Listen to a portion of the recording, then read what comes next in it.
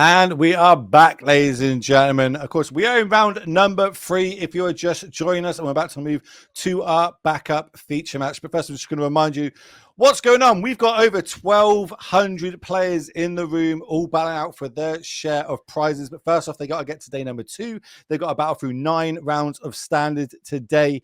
So let's move down to our match. Tell me what sort of decks are we going to see in our feature match, our backup feature match, sorry. I mean, I did mention this already when we were talking about Jim, who played Azorius Control against Bant Toxic already before. Now he has lost. Oh, it's kind of nice that he's already used to this sort of matchup. He knows what he has to do. Well, I mean, we had 3 great games, so we will run it back. Again, Azorius Control against Bant Toxic. And Matt Costa on the left is a really well-accomplished player, very well-known in the US. I would guess, I think my guess would be that he has 2 Proto-Top 8s, but definitely at least 1. And he's facing off against Brian Kerr and Bant Toxic. So, yeah. Well, we're just going to play a little bit out of land go. And Brian not having anything deployed on turn 1 or 2. It's I'm not sure that's... I think we're missing white mana, maybe. I can't get a good look on that shine, but it's quite awkward, isn't it, for Bant Toxic? Normally you'd keep a hand on the strength of a 1-drop or 2-drop, especially in an open deckless tournament like we've got here at the regional championships. So 3 mana, and no, just 2 mana Scrolls Hive though. I think Matt is going to be very happy about the slow start from Brian. Yeah, super happy with it. Yep. I see our chat is elated with the fact that we have 1 more match of Azorius Control against Bant Toxic. Look, I know what you're thinking, chat. You think I'm picking the feature matches because there's a lot of toxic, and I've got news for you. I'm not happy, but I'm super happy. It's all Will's fault. I can confirm. Throw me under the bus. I hate you. Okay, come on, me, chat. It's fine. You ran into it, so what do you expect? It's all good, but we've seen the toxic decks kind of pulling out here. But is this a representation of the meta currently? Obviously a lot of people bring in toxic, a lot of people bring in Azorius Control. What are your takes on this after the regional championships last weekend in Europe? I mean, I don't think the meta is probably going to be changing too much. As per mid-range one, the European and Japanese one, but I think people are just going to be ready for that toxic threat, and I think even the Azorius Control decks were probably starting to get maybe a little bit less greedy, right? And they started adding those temporary lockdowns back into the main deck, cutting on some of the bigger sweepers, perhaps. And we've seen that with Jim and the previous match, right? He had access up to 4 lockdowns after sideboarding. So we're going to see Matt pulling that one to the front of his hand. It is a temporary lockdown after casting the 3 steps ahead to get that jawbone off the battlefield. Interesting, kind of thinking going forward his head. He could have let that resolve to untap into the temporary lockdown in hand, but does have Sunfall. Looks like there's also a Fallout, a Farewell, in hand. A lot of cards, but the Scroll Hive is sat there and is turning out 1/1 might every single turn that Brian gets. Oof. Look at the hand. Such a good hand. Memory Deluge. Tidebinder Mage as well. Lockdown too. I think Matt is just is going to play it slow and slow and safe. I think he's going to deluge now. Oh, and plus, Matt Costa has immediately won my favor by running Portal to basic lands. What a gentleman! What a master! He knows what is good. I'm keeping note of all the little boomer references that you throw out during the broadcast. We're at 3 currently. You're like, what is Portal, right? That's a game, right? It was a game that I used to play on my PlayStation. Yeah. We're going to see March cast here. It's going to try and get that Scroll Hive off the battlefield. Spell Pierce in response. But Matt does have 2 mana up to being able to pay for it. And now, do we have another? Maybe bring the ending? Bring the ending, yeah. I think Matt's super happy about happy about this. Like a 2-for-1. Now Brian has tapped out. I think Matt can now play a temporary lockdown without any hesitation. I mean, he's still hesitating because he didn't draw another land. His hand is loaded. So yeah, slamming that on the battlefield. And I say 2 mana left up. So it is open deck list. We know the Spell Pierce on the other side. We've seen one. If you've got another one in your hand, sure, I've got the 2 mana to pay for it. But did miss a land drop though, which is a slightly awkward, but all those cards in hand are so powerful, it probably won't matter moving forward in this game 1. Yep. So great spot for Matt. I think he would have loved to draw a land there just to be able to develop his board a little bit, but the lockdown was absolutely massive. Plus, we know he has more sweepers available in his hand. Another hive, okay, not a bad follow up from Brian Curry there. It's going to take a bit of time to take effect, and with Tidebinder that can also not just counter an activation, but it also create blockers and whatnot. So I think Matt is just in a good shape overall. Yeah, like again, all these cards in hand, super powerful. I think the big key that from seeing these games play out is because Brian didn't have anything in the first or second turn, was not able to apply that pressure, make Matt kind of tap out every turn, almost use 1-for-1 removal up to a certain point. This is now why we're moving into the mid to late game. Matt's really going to be able to start pulling away with some of these big powerful spells. Yeah, slow down, Brian Curry. He wanted to attack with the might, but it only came into play this turn. So he realized his mistake, and now that's going to allow for Matt to play the Memory Deluge that doesn't get countered. I think he immediately went for 2 lands. Was it 2 lands? I did see no more. At least one. Yeah. 2 more no lies in there. And one land, 1 no more lies. Just a grip full of cards. Look at it, man. Yeah, I think Emperors are going to start raining down soon. And I think there's a Mirex creating a might. We're gonna cast the Wandering Emperor while Brian is tapped out. We want this to resolve. We're going to generate a 2/2. Trying to turn the corner here slightly, start getting the damage applied, because smell a little bit of blood in the water or weakness over on Brian's side for his hand. It's not great, but we know that so much more crazy can happen with something like with the March and having a Rot Priest on the battlefield. But we do need those cards for that to be able to happen. Doesn't look super happy about what's going on, but okay, here comes Rot Priest, and I think there might actually be a March in hand as well. Let's see. Fading Hope the token. Okay, well, we don't have much, but we've got stuff, and I like it. 2 mana. No more lies. Do you want to pay the extra 3? And now this is where I love this line. You want to tap out? I definitely don't have anything when I untap. I promise you.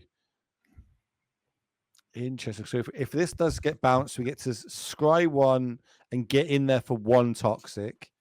Opposed to just letting this resolve, not getting in there for 1 toxic, but holding up a March, which could be 2 toxic with this Rot Priest on the battlefield. And yeah, we decided to let that just resolve it, and it moves to exile.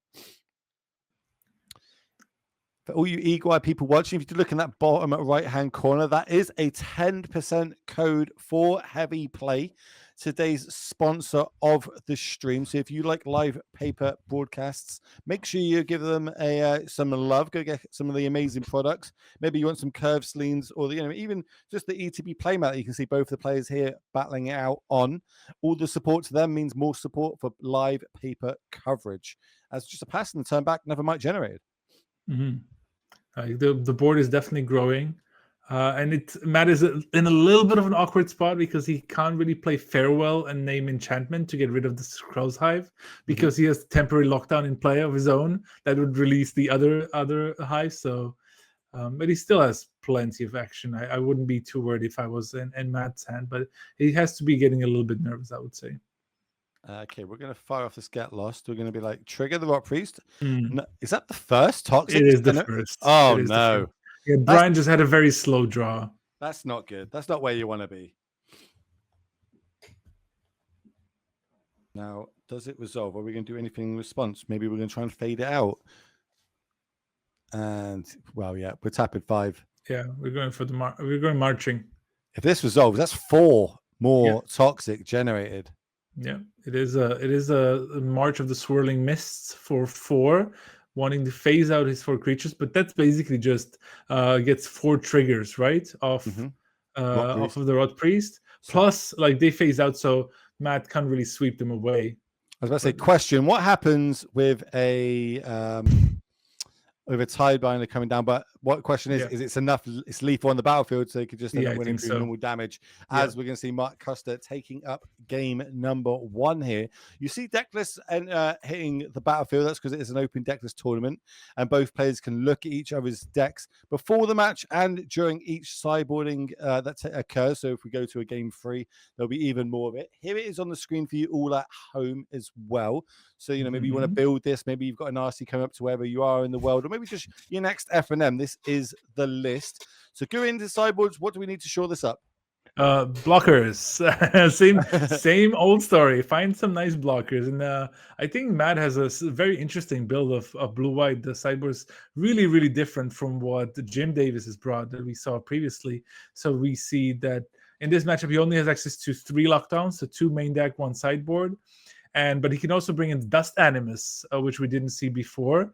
And there's also Denic, which is a blocker, but it unfortunately since it's both blue and white, it can be pretty annoying to have both colors against an opposing Skrelv. But this looks fairly standard. Maybe he'll also bring in the Sunset Revelry, maybe a Get Lost as well to get rid of the Skrelv's Hives and any annoying Rot Priest and at instant speed. It's kind of nice. And he has to decide what he wants to sideboard out. I mean, definitely he has some options with the counter spells. Maybe some of the more expensive sweepers, probably very likely Jace as well. Let's look at the other deck from Let's have Brian a look Curry. at Brian. So this is, of course, the Ban Toxic list. I'm just going to do one last reminder for everybody watching the stream. You need to type the word heavy play in to be with a chance of winning the giveaway that is currently happening. I'll be picking that winner when we get back down to the match. So you've got not very long. You've got as long as it takes Matei to tell me how this sideboarding would go.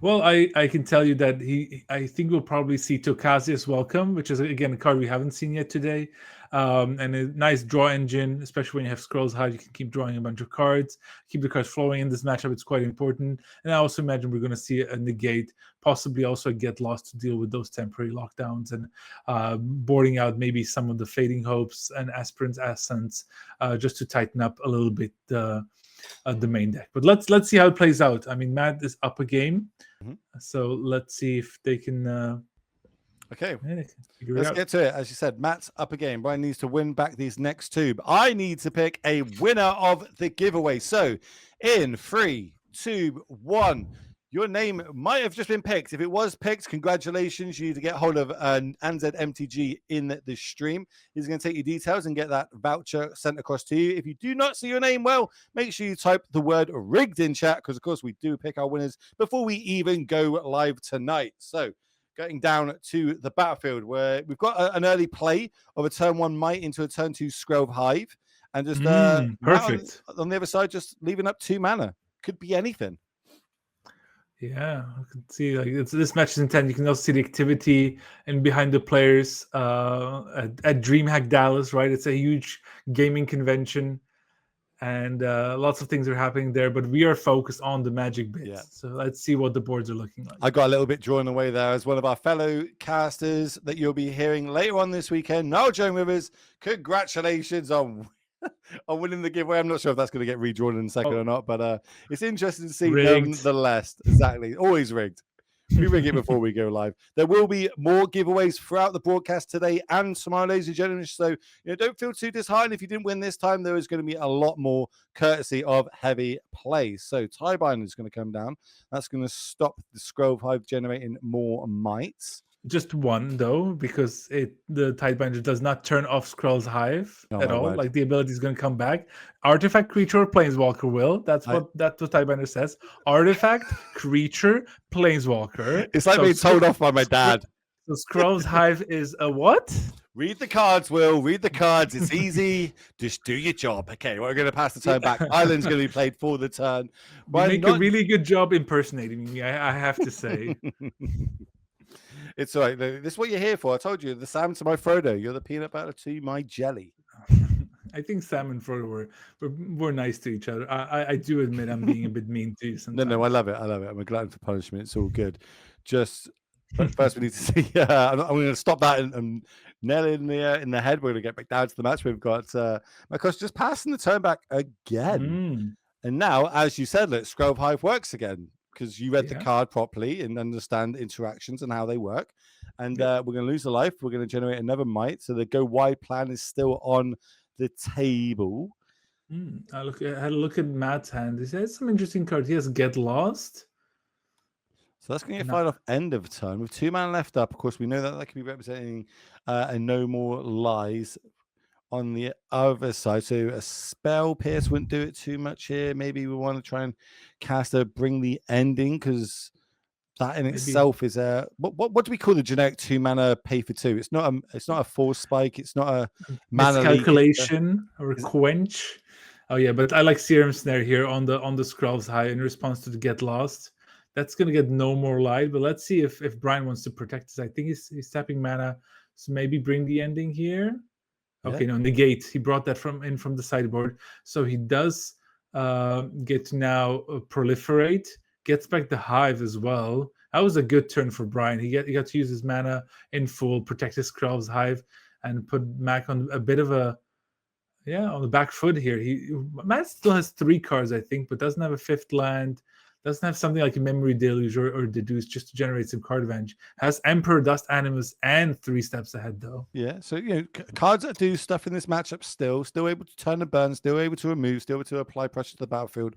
While we're tapped out on Brian's side, playing this Wandering Emperor, I love to see that. Yeah, not bad. Going forward. But then on the other side, Brian now knows it can kind of reapply this Scroll Hive as well and continue our going wide plan. But maybe this is like a good point for Matt to maybe start being a bit more aggressive here as well. Of course, the Scrolls High is going to give the Mites lifelink as well, but without a Seed Core, like we saw in the match of Jim Davis, right? The Seed Core was just so important, being able to keep a good board position and make sure that there are not many blockers on the other side of the board. Now, Fading Hope on the token is pretty nice as well. Oh, we're getting in. Okay. So attacking the Emperor though. So maybe he's suiciding into the Emperor and replaying the Skrell's Hive. So Brian seems like he wants to play the long game here. He's happy just to replay the Hive, get the Emperor off the board, and just start generating the Mites again. So what cards is Matt looking for in this spot? Besides lands, which is the obvious answer here, but like what sort of cards can kind of really clear this board up for him? Are we looking for like the big sweeper? Are we looking for a Farewell? Or would something just like a Sunfall be able to do it here? Yeah, maybe a lockdown would be nice here. I think what Matt probably wants the most is some card draw. He does plot the Dust Animus now, meaning that when he untaps, he's leaving up 3 mana for the 3 Steps Ahead, his last card in hand, which I quite like the play, but you can see Matt doesn't seem too happy with his situation. He'll be able to play the Dust Animus on his turn as a 4/5 flying lifelinker. But yeah, the Might doesn't get countered. Okay, now the Animus. Land for turn. We do have 5. So does this turn into like a Baneslayer? Is that what this one does? Yeah, it's a 4/5 flying lifelink. That's good enough. Great card. Yeah, I think it's a card that's going to see quite a bit of play once Standard rotates out. It's just a really nice, solid creature. Good on turn, like decent on turn 2, and really it can start like becoming really nice on turn 5 and later. But on this board, it's going to have to fight through some Mites here. Yeah, this go wide strategy is working, but like if we're at 18 life, we can still take quite a few hits. Lifelink not as relevant against this sort of aggro deck. Mirrex for the turn, so now we can generate 2 Mites a turn. This is getting really tough for Matt as well. I think Matt might be thinking about maybe creating copy with the 3 Steps Ahead on the Dust Animus. But then does that turn off all our future sweepers, which we might actually need to draw to just deal with the battlefield? Well, these are the decisions that you have to make. Especially when you're playing against, the best players in your region at the regional championships, which you did last weekend. Battling out against Europe's finest. There was over 800 players there. This weekend, we've got over 1,200 battling it out. We're going to make another Might. And then another one. So many Mites. What's obviously a couple of Rhinos is crashing. What's a bunch of Mites? Do you know? Does anybody know? Yeah, that's a good question for Chad. Like how would we call a group of Mites? A charge of Mites? Corrupt of Mites? I don't know. Chat will let us know. Chat's smart. Chat's got the biggest brain in the room. They're very creative. I already see them. Dark Bronfidon was mentioned a few rounds ago. Heroes of Might and Magic. Okay, you win. That's it. Sold. I'm going Right. to talk about Brian playing all these extra lands, like, you know, Mm. redundant lands in hand. Obviously, we've got Mirrex, which does do stuff, but why are we still playing more lands out? Why are we not keeping it in hand, trying to kind of bluff, so to March, speak? yeah, because of March, maybe no more lies, right? Just trying to play around this. So looks like he's going to go for 3 steps ahead. So copy the Dust Animus, looks like. So he's going to get a 2/3 flyer and draw 2, discard 1. Oh, another 2 lands, not what Yeah, we want. copy. Yeah, it's still a 2/3 though. So the copy is a 2/3, and I think Matt is probably going he might have to start attacking sooner or later. That's a Finds, march off the top. is it too late though? My Well, question. Mirrex for ourselves, we get rid of the Skrelv Hive. Ooh. Is there some sort of weird scenario here where you know, no, it's not. Obviously, the Skrelv Hive, obviously, we are losing life every turn, but now all our creatures also have life link. Hmm. We're going wide, so we can attack with 1, 2, 5, 6, 7, 8. We can attack with 8 attackers this next turn. Yeah, Matt is using the march on the hive here. It might be a little bit too late. That's he couldn't even start attacking because the might would just crash in. And from the chat, I'm selecting a hive of mites. Makes a lot of sense given Skrell's hive is Okay, so creating a them, right? collection of mites is now called a Even hive of mites. We've to got be you. fair, a hive, it's like bees are a colony, right? Oh, look at the march. Ooh. Get rid of all of your blockers. 1, 2, 3, 4, 5, 6, 7, 8 creatures left on the other side of the battlefield. They can all get turned sideways. Yeah.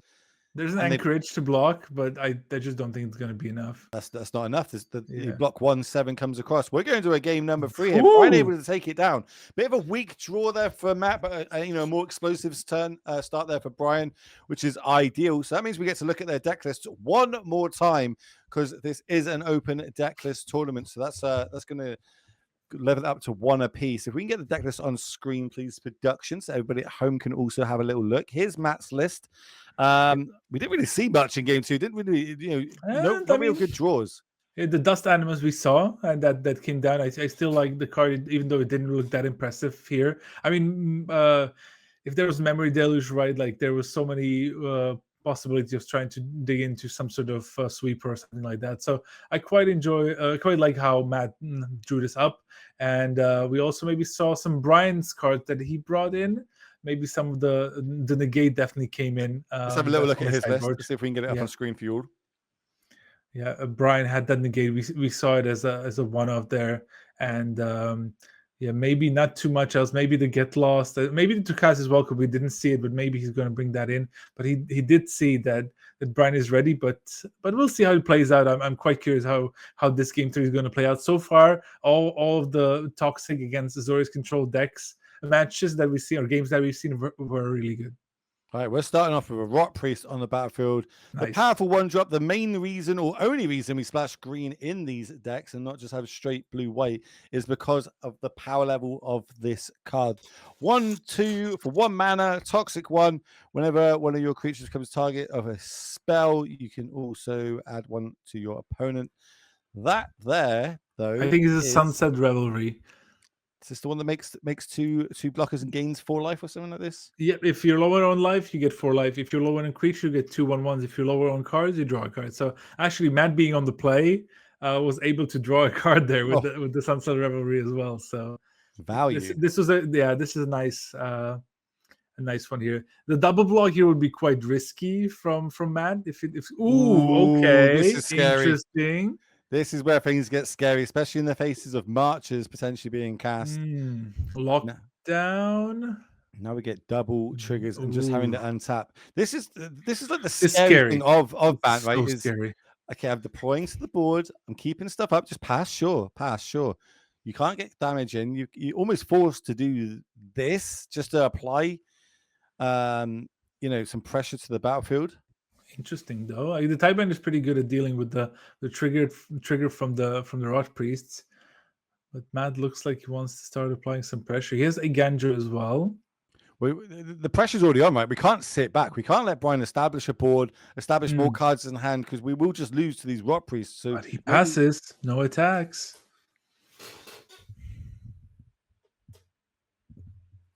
It just like to me that the fact that these Bant Toxic decks are still in the meta, still putting up a really good performance, even though they don't really gain any support from a lot of sets that are now printed into standard. We're not gaining any more toxic creatures. Potentially, all we're gaining is maybe some better lands or some better sort of protection spells moving forward. It just shows the real power of this mechanic in these decks and how they were built, even a couple of sets ago. This is such a weird game.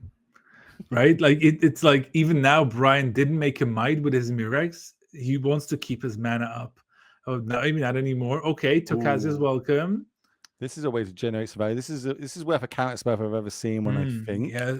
So for those unfamiliar, the Tokaz is welcome is basically whenever a creature with power 2 or less enters the battlefield under your control, you draw a card. It only triggers once a turn, but like with the Hive, it's super nice. Chorus, if it triggers, right, you get a 1/1 might. Again, you draw a card. Now we're going to see, okay, get lost targeting the Venerated Rot Priest. So 2 triggers, says Brian Curry. Tidebinder, targeting, I would assume the trigger from the other Rot Priest, but Brian's going to do something here as well with his 2 mana. He's going to go for maybe Bring the Ending. This is going to be a huge turn, nonetheless. It's just it's mana value for you. It's not power 2. That's just to clear up. So here comes. Okay, so March. So 1, 2, 3, 4, 5, 6, 7, 8 toxic now after this kind of exchange happens, which means if we can untap and just target one of our creatures. So this is 6 first. So he hides his creatures first. Yep. Now things start resolving. There's 2 triggers on the stack. Remember it. Already from the first get lost. Yeah, but one will get countered. But now I think Matt is asking, like, hey, does the Tidebinder see the Rot Priest even if it's phased out? This is already I saw some discussions on Twitter today about like, hey, how does phasing out interact with Shana's Tidebinder, right? Oh. So how does it work? And we didn't get a definitive answer. That was the worst part, right? That I even there, because like some things like through phasing out, some like sticker stuff like stays. So I also don't know myself if the Tidebinder will still be tied with together with the Rot Priest that just get phased out.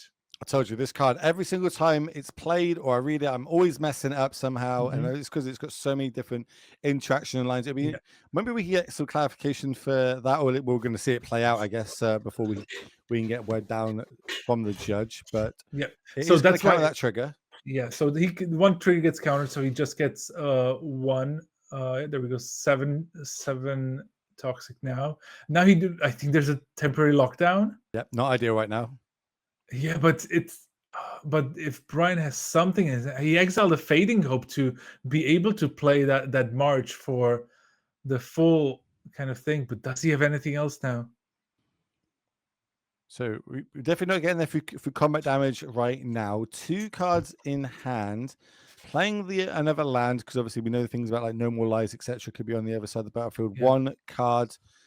And unclear if a Rot Priest is both are. It should be both alive. I mean, Chad is confirming. I think there shouldn't be a way for the Tidebinders to see the phased out Rot Priest. So I think temporary lockdown. Okay, this is absolutely massive. And Brian, just the way that he isn't really tapping mana. 2 mana. It negated.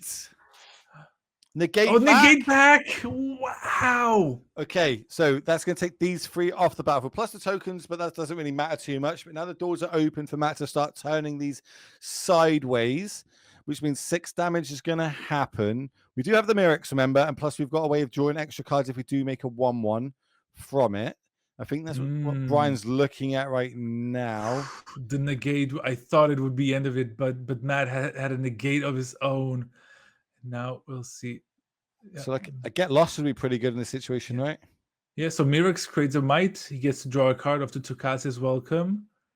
And now another Squirrel card. This is a sick combo, by the way.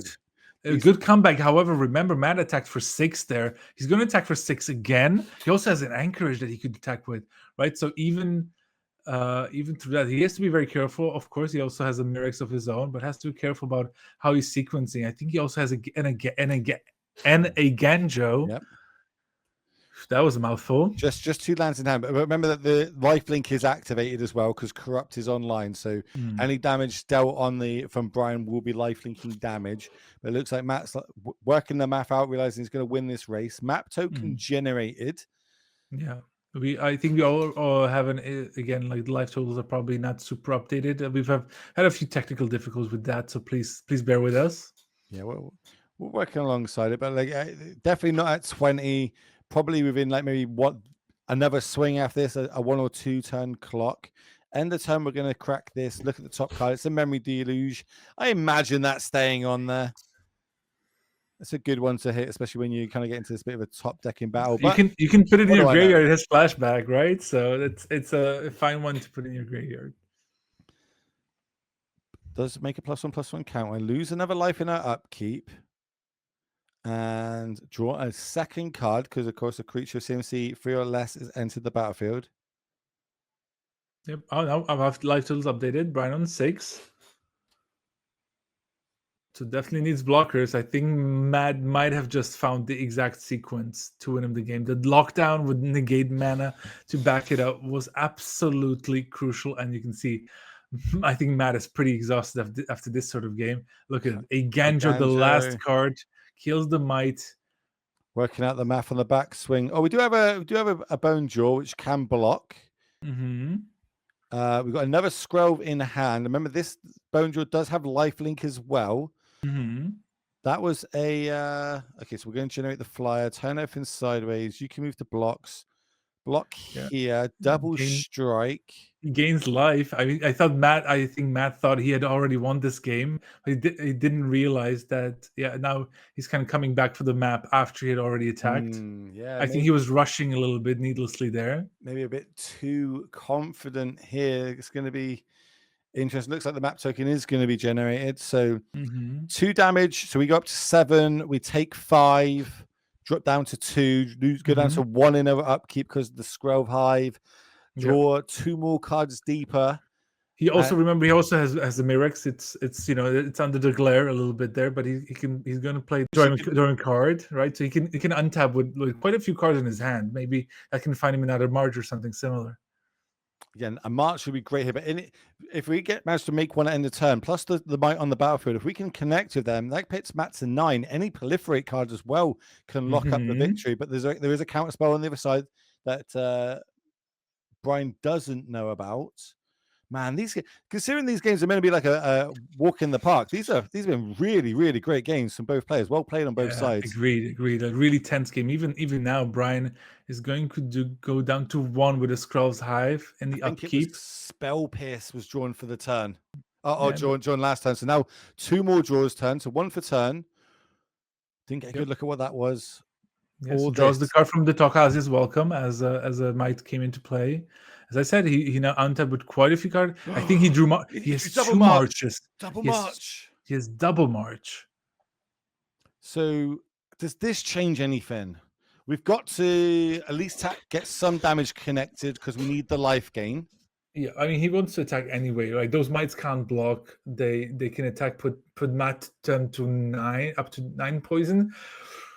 Whew, this is a spicy game, ladies and gentlemen. These games, all of these Bant Toxic against Azorius control games have been crazy. Brian goes up to 3. Oh, now, do we fire this off in upkeep?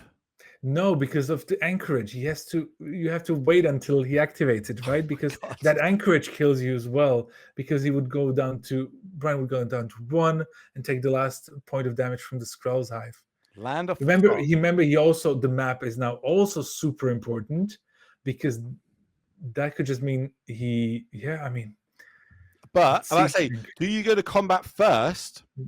Yeah. And then do it, and then it gets activated or not? Yeah. It looks like. Let's see. So if we've got Spell Pierce left in hand as well as double march, we can march for free, phase these out. that we Yeah, can. he has to phase out all three. That is clear. I think he's just now trying to figure out. Maybe I think he wants to exile one of the marches in his hand, maybe to But I don't think to this is. I think we're 1 mana short or 1 blue card short, right? maybe. Let's see. This But I mean, Matt. game. Yeah. So March for Ditching March. March This- for 4. March for 4, but we know that there's a Sino 3 steps ahead for Matt here. Okay, Forced to fire it off. Oh yes, Spell Pierce only, and Matt has 2 mana open. It's perfect for Matt Costa here. It's not Spell Pierce, it's double white card. That's the handshake. Matt Costa's going to take this game. What a close, nail-biting game. What an amazing game of Magic that we just witnessed there, ladies and gentlemen. Huge, congratulations to both players. But, Matt taking that down, advancing to a 3-0 record as we move back to the booth. I'm exhausted watching these matchups, dude. What a banger of a game. Complete classic right there. And like Matt was rushing needlessly at the end there. Again, missed the map trigger. He thought he had the win the previous turn. I mean, he has to tighten up a little bit, but overall, I liked how he played it. What do you think about bringing these like slow control decks to a big event, 2-day event like this? Like, how much does fatigue start setting in? Are we even seeing signs of it now? And we're only coming to the end of round number 3. I mean, he's playing a control deck. Those games are going to go super long. And playing in Toxic is no easy feat. You have to be aware of so many cards at the same time. It is really tough. Okay, well, I've got something for everybody watching right now. It is another giveaway courtesy of Heavy Play.